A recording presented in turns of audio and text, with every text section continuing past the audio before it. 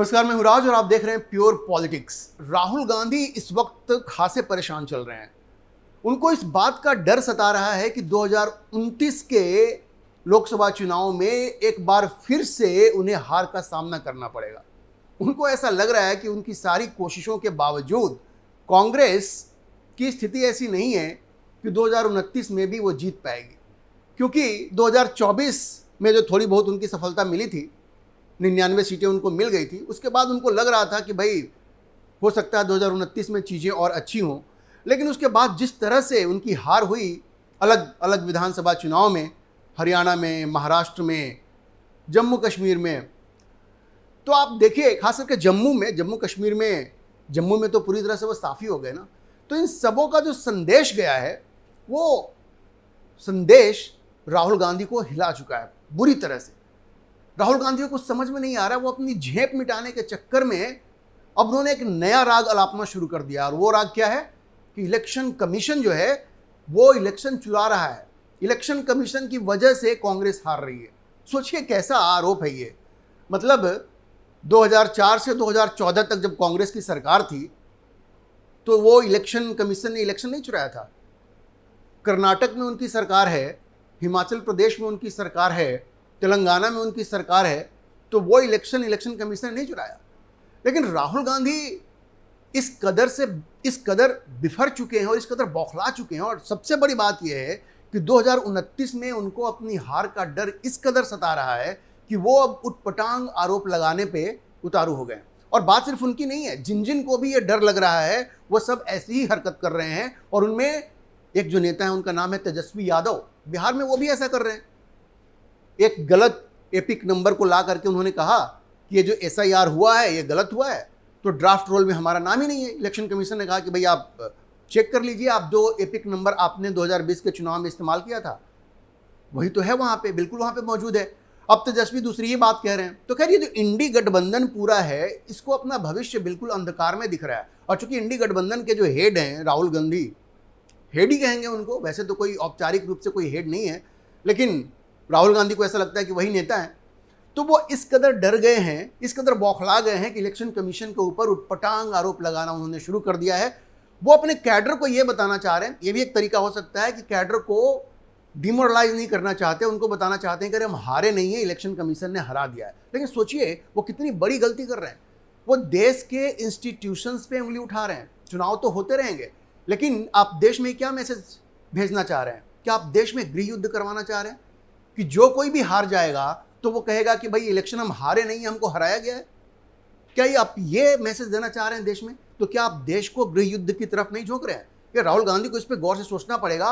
और मैं आपको बताऊंगा कि किस तरह की हरकत, आज मैं आपको पूरी विस्तार से बताऊंगा कि राहुल गांधी किस तरह की हरकत कर रहे हैं। और इस हरकत में जब उन्होंने शुरुआत कर दी तो उनकी देखा देखी इंडी गठबंधन के दूसरे जो नेता हैं तेजस्वी यादव जैसे, वो भी वही हरकत कर रहे हैं।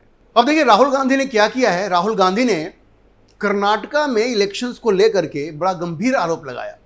उन्होंने कहा कि बहुत भारी इरेगुलरिटी हुई है लोकसभा के चुनावों में। और वो कैसे? उन्होंने बताया कि एक ही वोटर जो है वो अलग अलग जगह पे उसका नाम दिख रहा है, अलग अलग राज्यों में उसका नाम दिख रहा है, जो एड्रेस एग्जिस्ट नहीं करते हैं वहां पे भी उनका नाम दिख रहा है। बल्क वोटर्स जो हैं, एक ही एड्रेस पे बहुत सारे वोटर्स हैं, जो फोटो है वो पहचान के लायक नहीं है वोटर आई कार्ड पे जो उनका फोटो है।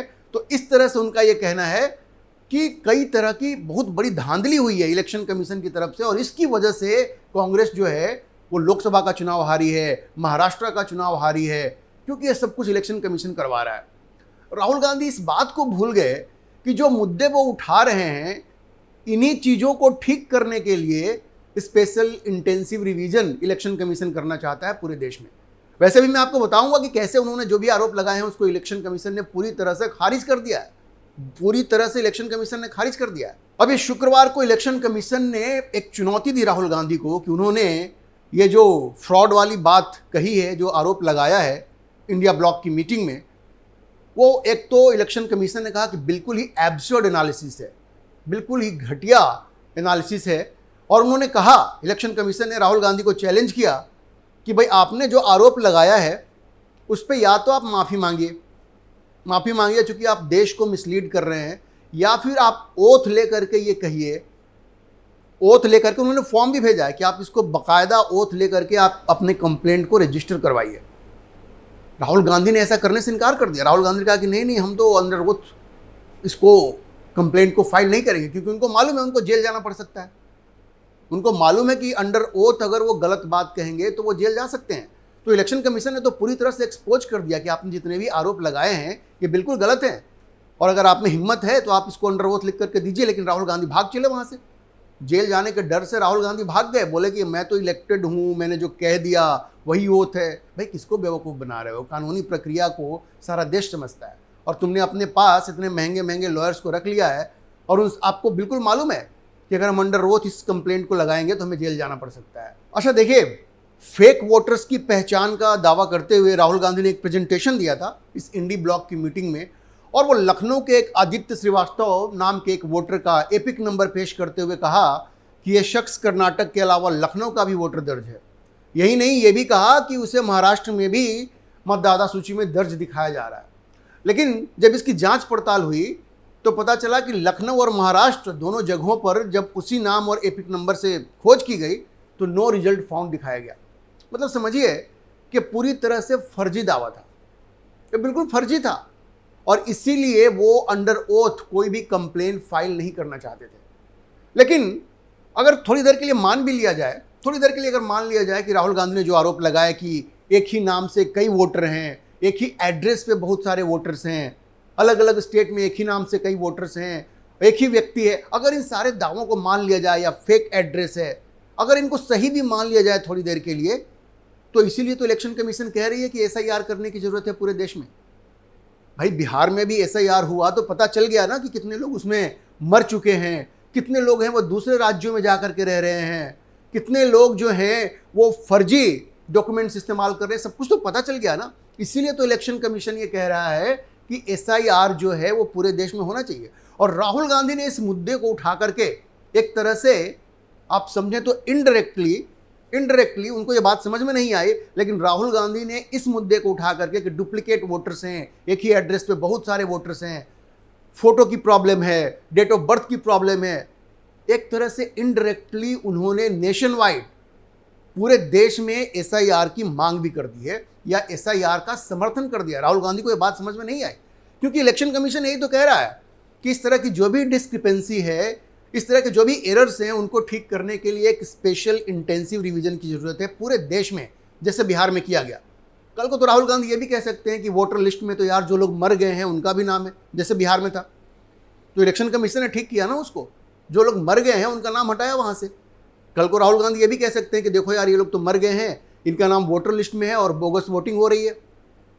तो राहुल गांधी ने एक तरह से ये आरोप लगाकर ठीक ही किया, क्योंकि अब उनको ये समझ में बात आ जानी चाहिए, या उनको समझाई जानी चाहिए ये बात कि अगर आपने जो आरोप लगाया है अगर वो सही भी है तो यही बताता है कि एसआईआर की इस देश को क्यों ज़रूरत है, स्पेशल इंटेंसिव रिवीजन की क्यों ज़रूरत है। तो राहुल गांधी ने एक तरह से इनडायरेक्टली एसआईआर का समर्थन कर दिया है, ये बात उनको समझ में नहीं आई। मैंने आपको बताया ऐसी ही हरकत तेजस्वी यादव ने भी की थी। वो भी दो एपिक कार्ड रखने का एक तो आरोप है उनके ऊपर, और वो कहाँ चले थे इलेक्शन कमीशन पे आरोप लगाने। अब वो कह रहे हैं कि इलेक्शन कमीशन की गलती है, उसने 2 एपिक कार्ड कैसे इशू किया। अरे भाई साहब, मतलब ये फर्जी एपिक कार्ड आपने बनवाया, अब आप सारा जो है वो इलेक्शन कमीशन पे थोपना चाह रहे हैं। जब आपने सर्च किया जा करके वहाँ पे तो आपको तो दिख गया कि कोई नाम नहीं है उसमें वोटर लिस्ट में, तो इलेक्शन कमीशन की क्या गलती है उसमें? आपने गलत एपिक कार्ड, या तो वो फॉर्जरी किया गया है, धोखाधड़ी वाला एपिक कार्ड है वो। तो अब जो भी है, तेजस्वी यादव भी पूरी तरह से गलत साबित हो चुके हैं, राहुल गांधी भी गलत साबित हो चुके हैं, और इससे बिल्कुल स्पष्ट है कि एसआईआर को लेकर के विपक्ष जो मुद्दा बनाना चाह रहा है वो मुद्दा है ही नहीं, वो मुद्दा है ही नहीं। और अगर राहुल गांधी जो बात उठा रहे हैं अगर उसको सही भी मान लिया जाए तो वो यही बताता है कि इस देश को, देश भर में स्पेशल इंटेंसिव रिवीजन की कितनी सख्त ज़रूरत है। इलेक्शन कमीशन को ये काम जल्द से जल्द पूरा करना चाहिए। राहुल गांधी ने भी इनडायरेक्टली इस बात को मान लिया है। अच्छा, राहुल गांधी ने एक और बड़ी अजीबोगरीब बात की, और इसलिए मैं कहता हूं कि उनको हार का डर सता रहा है 2029 में। उन्होंने कहा कि यार बहुत राज्यों में जो एग्जिट पोल्स आए वो कुछ और कह रहे थे, वो कांग्रेस की जीत बता रहे थे। उन्होंने कहा हमारे जो इंटरनल सर्वे थे वो भी हमारी जीत की बात कह रहे थे, लेकिन रिजल्ट कुछ और आया। मतलब एग्जिट पोल हमेशा क्या सही होता है, और हर पार्टी का इंटरनल सर्वे क्या सही होता है? 2024 में यही एग्जिट पोल्स क्या बता रहे थे, ओपिनियन पोल्स क्या बता रहे थे कि नरेंद्र मोदी को और भारतीय जनता पार्टी को 400 के करीब सीटें आ रही हैं, 300 350 के ऊपर तो आ ही रही हैं। ये तो बता रही थी ना, सारे एग्जिट पोल्स बता रहे थे, सारे ओपिनियन पोल्स बता रहे थे। तो उस वक्त तो सही नहीं हुआ। तो उसका क्या मतलब हुआ कि भारतीय जनता पार्टी से चुनाव या मैंडेट चुरा लिया गया? भारतीय जनता पार्टी ने खुद अपना मैंडेट चुरा लिया, उसकी खुद की सरकार थी। ये क्या आरोप लगा रहे हैं, इनको बात समझ में नहीं आ रही। कहते हैं एग्जिट पोल गलत साबित हो गए। अरे भाई, इस देश में पता नहीं कितनी बार एग्जिट पोल गलत साबित हुआ है। और पार्टी का जो इंटरनल सर्वे होता है उसकी क्या वैल्यू होती है? हर पार्टी अपने इंटरनल सर्वे में ये देखना चाहती है कि वो जीत रही है, और एजेंसीज वैसे ही सर्वे करके दे देती हैं। तो एग्जिट पोल का गलत होना, इंटरनल सर्वे का गलत होना, इसकी वजह से इलेक्शन गलत हो गया, इलेक्शन कमीशन ने कोई गलती कर दी, इलेक्शन चुरा लिया, ये तो अजीबोगरीब बात है भाई, बिल्कुल अजीबोगरीब बात है। अच्छा, मैं आपको बताऊं कि राहुल गांधी जिस तरह की मनमानी कर रहे हैं पार्टी के अंदर भी, उससे कम कांग्रेस के 2 जो चीफ मिनिस्टर हैं वो बिल्कुल उनके खिलाफ विद्रोह को उतारू हैं।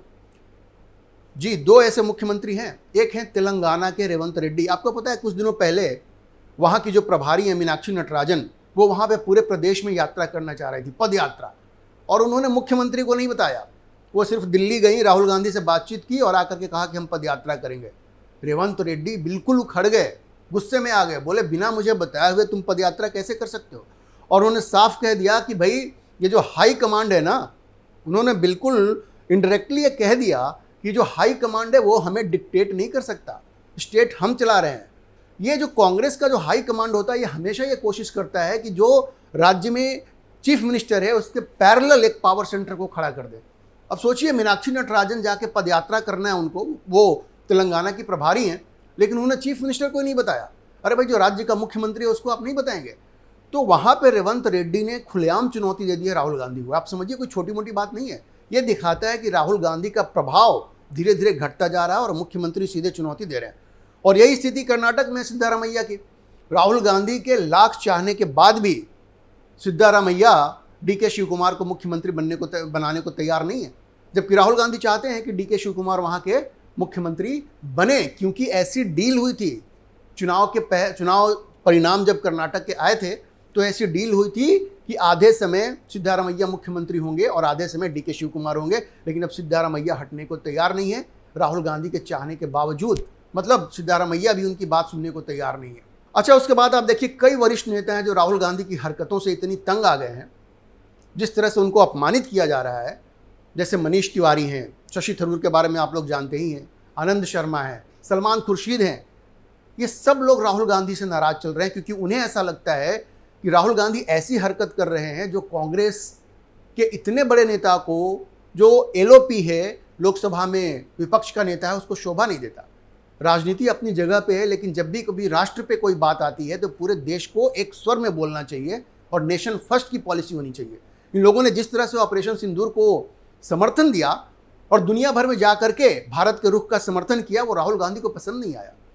राहुल गांधी को पसंद नहीं आया। अभी आप देखिए, डोनाल्ड ट्रंप ने कह दिया कि इंडिया की इकोनॉमी डेड है, डेड इकोनॉमी है, तो राहुल गांधी खुश हो गए, अरे वाह वाह, ट्रंप ने क्या बात कह दी, अच्छी बात कह दी। आप सोचिए, कोई भी स्वाभिमानी व्यक्ति जो अपने देश से प्यार करता हो ऐसी बात करेगा? और सुप्रीम कोर्ट ने क्या कहा?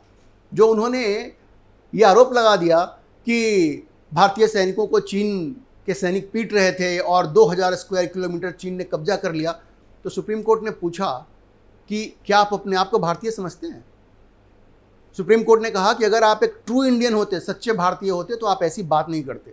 अब सोचिए कि राहुल गांधी के रवैये पे सुप्रीम कोर्ट ने भी सवाल उठा दिया और ये कह दिया कि आपकी बातों से लगता नहीं है कि आप एक ट्रू इंडियन हैं। राहुल गांधी और कितना नीचे जाएंगे, उनको ये सोचना पड़ेगा।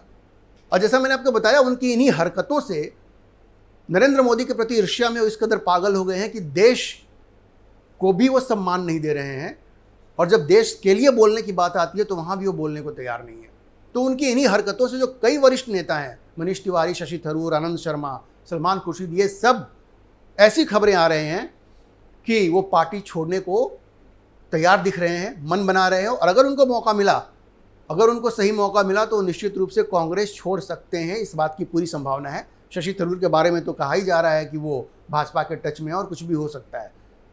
भाजपा वो जाए या ना जाए, लेकिन वो जरूर, ये सारे जो वरिष्ठ नेता हैं जो ये मानते हैं कि नेशन फर्स्ट होना चाहिए, नेशन फर्स्ट की आइडियोलॉजी फॉलो करनी चाहिए। वो राहुल गांधी से बिल्कुल खुश नहीं है और उनका ये मानना है कि राहुल गांधी को इस पर पुनर्विचार करना चाहिए। और चूंकि राहुल गांधी इसके लिए तैयार नहीं है, इसलिए वो पाला बदलने को भी तैयार दिख रहे हैं। तो आप समझिए कि 2029 में कांग्रेस पार्टी की हार तय है। ये मैं नहीं कह रहा हूं, ऐसा राहुल गांधी मान रहे हैं और इससे वो इतना बौखला गए हैं कि इलेक्शन कमीशन पे उटपटांग आरोप लगा रहे हैं। अभी के लिए इतना ही। हम इस खबर पर नजर बनाए रखेंगे और आपको अपडेट करते रहेंगे। इस विषय पर आप क्या सोचते हैं, अपनी राय कमेंट बॉक्स में जरूर लिखें। और अगर आपको वीडियो पसंद आया हो तो आप इसे लाइक करें, शेयर करें और हमारे चैनल को सब्सक्राइब जरूर करें।